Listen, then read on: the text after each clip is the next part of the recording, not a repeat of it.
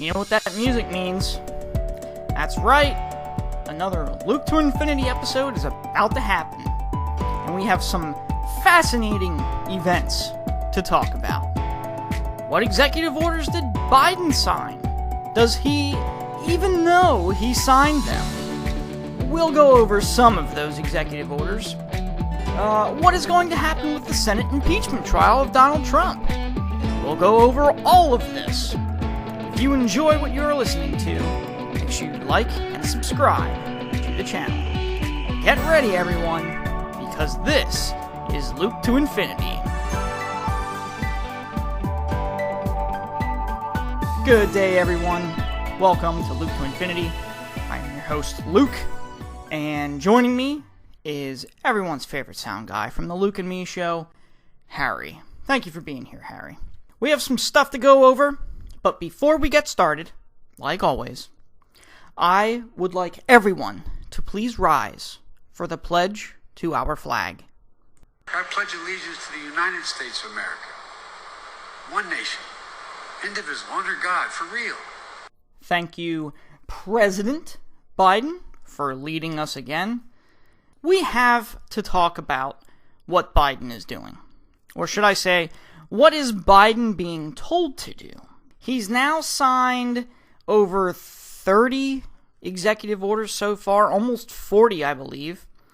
And we're going to take a look at a few just to see what they actually are. The first one that I want to look at is the executive order of a mask mandate on all federally owned property. Now, I put COVID-19 to rest last episode, so I'm not going to talk much on the virus itself. I'm mainly going to focus on the mask wearing thing. First off, this executive order is about 11 months behind, okay? Because everyone has been wearing a mask everywhere since last April. So, I don't understand the purpose of why this required an executive order when everyone was already doing it anyway. Seems like a waste of time and taxpayer money to me. Now, the funny thing about this is shortly after signing this order, Biden was caught without a mask at the Lincoln Memorial, and people freaked out saying that he violated his own order. I'm not going to jump on that bandwagon and criticize Joe Biden for this. For two reasons. Hear me out, people. Before you shut me off, hear me out. Two reasons I got. One, he has no idea what he signed in the first place. He was given a pen and a sheet of paper, and he was simply told, "Okay, Joe, put your name on this. Make sure you dot your I's and cross your T's." So, he didn't know, and he still doesn't know what he signed. And my second reason, and probably the more serious and important reason on why I'm not going to criticize him, is that he was vaccinated. Now, how about that?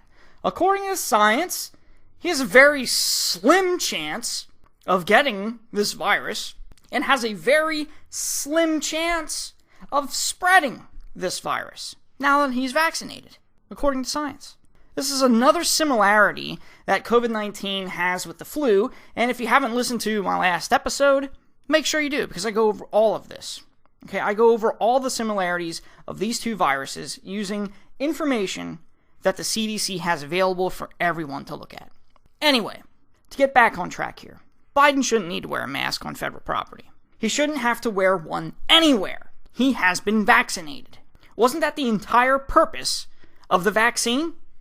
To save lives, to eradicate the virus, to get life back to normal again? The old normal? Wasn't that the purpose? Because if that wasn't the purpose, then what the heck was Operation Warp Speed for? The millions of dollars spent to develop a vaccine in record time. 9 months or something like that it took. But that was done on Donald Trump. If that wasn't the purpose of the vaccine, then I simply ask you, what is it? What is the purpose then? So many people forget that last, May, June, and July, multiple politicians on both sides of the aisle were saying, these precautions are only temporary until a vaccine is developed. Yep, they said that. The FDA, last May, for example, said this, and I'm quoting from the FDA, quote, the FDA plays a critical role in protecting the United States from threats such as emerging infectious diseases, including the coronavirus disease 2019 pandemic. FDA is committed to providing timely guidance to support response efforts to this pandemic. FDA is issuing this guidance to provide a policy to help expand the availability of general use face masks for the general public and particulate filtering face piece respirators, including N95 respirators, for healthcare personnel for the duration of the COVID-19 public health emergency. This policy is intended to remain in effect only for the duration of the public health emergency related to COVID-19. This was effective January 27th, 2020. End quote. So there you have it. Hold these fools to their word. This will all go away once COVID-19 is no longer a health crisis. That's what it says. I hate saying this because I absolutely hate wearing these dumb masks everywhere, but the sooner people get the vaccine, the better. Get the vaccine, do your due diligence, that way there is no excuse for these fools to keep COVID-19 around. Hold them to their word.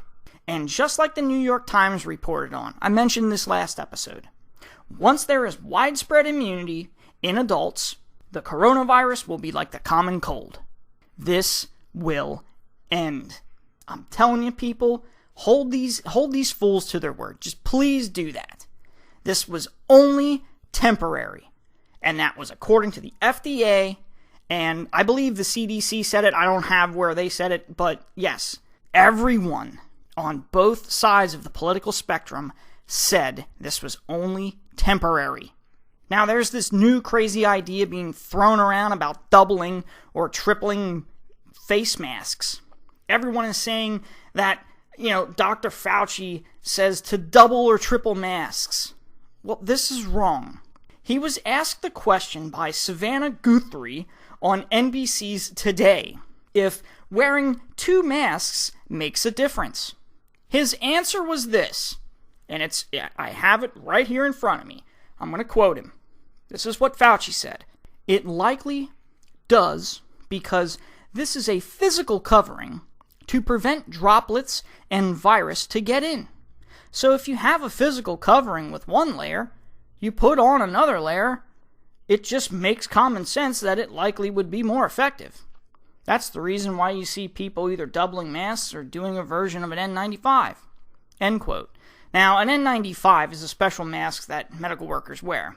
And hospitals now, they have all of their medical professionals wearing N95 masks, and they have surgical masks over these N95 masks because they want to reuse. They want to be able to reuse these N95s as much as possible. Now, these N95s are specifically fitted to every person, and the CDC does not recommend them for the general public. Okay, this was reported on back in April, March, May, June, back then. All right, so I'm not going to go over that. And now, I'm not going to defend Dr. Moron here, okay? But he did not say everyone needs to wear 2 or more masks now. He did not say that.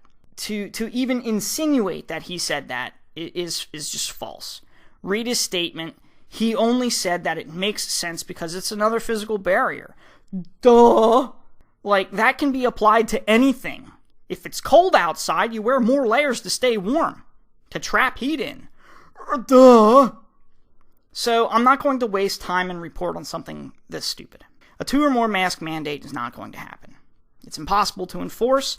It's not like someone is going to run over to you, get all up in your face, ignore the socially distancing thing, and they're going to say, hey, you're not wearing 2 masks. Like, what are they going to do? Say, hey, pull your mask down so I can see you have two on. That would simply be counterintuitive. So this was just a stupid question, all right, answered by a stupid person, and the stupid media took it and ran with it. Will the masks go away? I hope so. And Luke to Infinity has already made a prediction, and will stand by this prediction of, by the middle of March, if we are not back to the old normal, then yes, this will continue for years and years. Which is why I say, get the vaccine so that these morons don't have any more excuses against us anymore. Because, like the FDA said, this is only intended to remain in effect for the duration of the public health emergency of COVID-19. Anyway, moving on. The next order, we're still talking about Joe Biden's dumb executive orders that he signed. The next order that I want to talk about is the Revising of Immigration Enforcement Policies Order. So, what did this executive order do? Well, it opens the border so anyone can get in, during a so-called pandemic, mind you. It gives potential citizenship to 11 million people here illegally. They're already here, and now we're just gonna, and they're here illegally, but now we're just gonna, yep, you're good. You know what Europe and other countries do to people that go to those countries illegally? You know what they do, Harry? No? Harry doesn't know? They throw them out. So what else does this order do? Well, it halts deportations for 100 days, but a federal judge named Drew Tipton from Texas put a 14-day pause to this. So this is going to have to go to the Supreme Court, because this was a federal judge that put a pause to that. Anyway, this guy was appointed by Trump. So this executive order is a mess. I mean, it goes completely against what Biden wants to do. He said he wants to protect national and border security, I'm quoting Biden, and, quote, address the humanitarian challenges at the southern border. So this order that he signed goes completely against both of those statements that he said. It makes you wonder if Biden really knows what he is signing.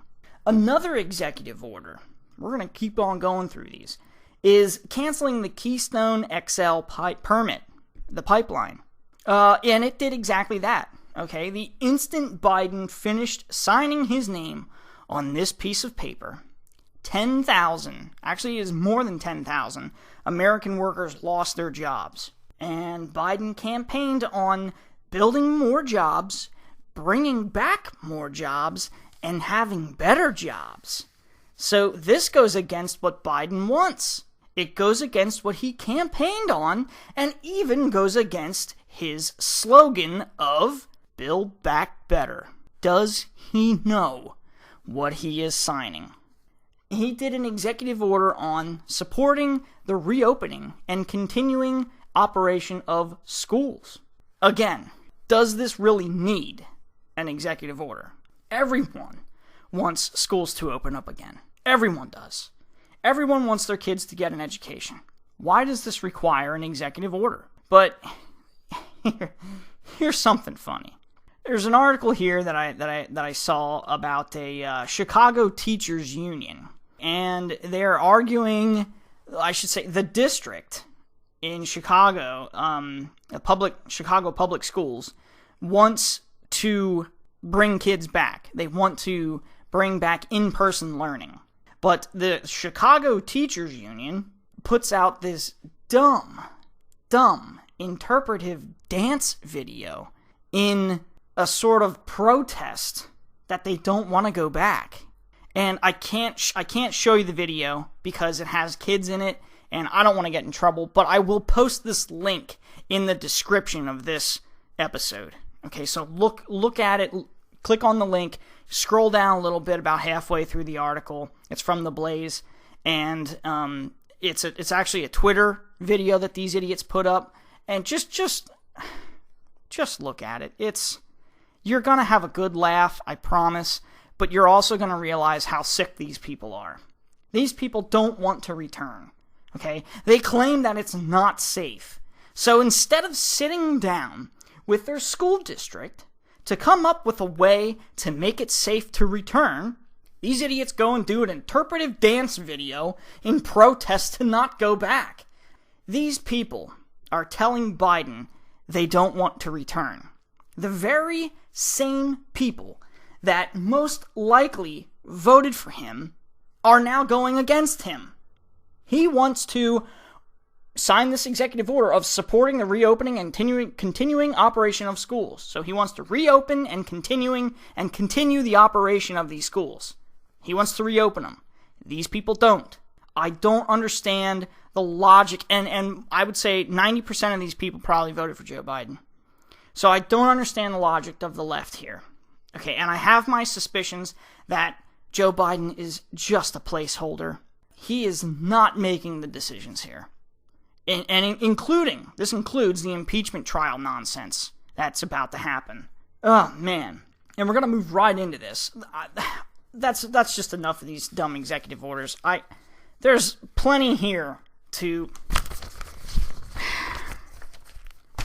There's just plenty here to really rip into. And every single one of them that I look over, I think, he has no idea what he's doing. But let's get to this Senate trial for the impeachment. Okay, the other day, the Senate had a vote to decide if these new articles of impeachment were constitutional. And the vote was brought by Senator Rand Paul. Smart guy. The result of this vote was 55 to 45 in favor of, yeah, it's constitutional. Mm-hmm. So, but the thing is, if you look at those numbers, this is pretty much dead on arrival, because the Senate needs a 2/3 majority vote to remove the president from office. Now, hold up now. The only thing here is that the guy they want to remove from office, he isn't in office anymore. So why are they wasting time and taxpayer money by going through with this? You can't remove a private citizen from a public office that they don't hold anymore. Even the Chief Justice of the Supreme Court, John Roberts, he even said that he's not going to oversee this trial. I wonder why. So they get some stupid far-left moron to oversee it, right, like he has any authority. But duh, okay? Now, the trial is supposed to start February 8th. And we'll see if it does.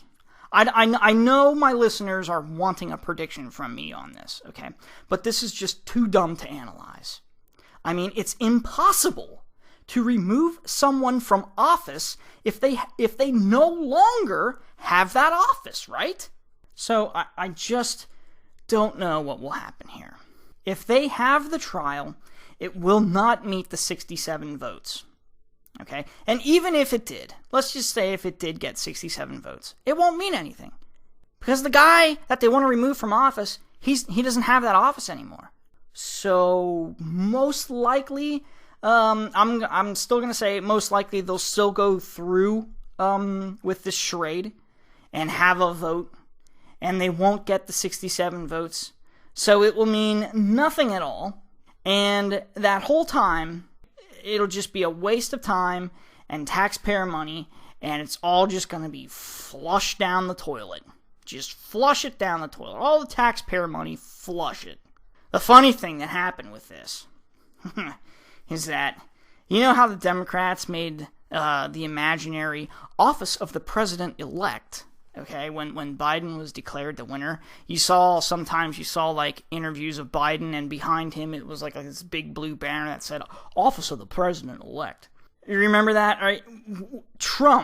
Donald Trump, has now made the office of the former president. He set it up in Florida. He did that, okay, as pretty much it's just a slap in the face to the Democrats, and they can't stand it. Trump may not be the president anymore, but he still knows how to get a reaction from the Democrats. He will be a thorn in their side for a long time. And maybe that is why the Democrats are still going through with this impeachment trial. Okay, they just hate him. They want to try and remove all credibility from Trump in hopes to eliminate his voice from helping upcoming Republican candidates' campaigns. The other thing that I want to mention, and I mentioned this in an episode already, is that the Democrats need to be careful here with this impeachment trial.